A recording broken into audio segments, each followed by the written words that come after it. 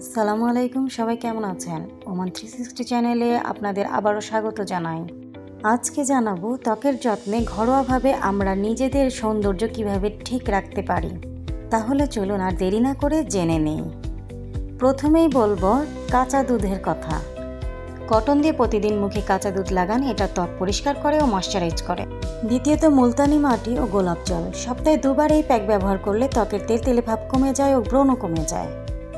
তৃতীয়ত মধু ও লেবু।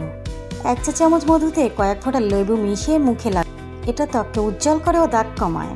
4 নম্বরে বলবো শসার রসের কথা। শসার রস ঠান্ডা মুখ করে মুখে লাগালে ক্লান্ত ত্বক আবার সতেজ হয়ে ওঠে।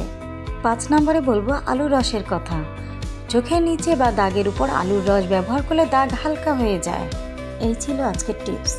আপনাদের ভালো লাগলে লাইক অ্যান্ড শেয়ার করে পাশে থাকবেন এবং চ্যানেলটি সাবস্ক্রাইব করে রাখুন। আল্লাহ হাফেজ।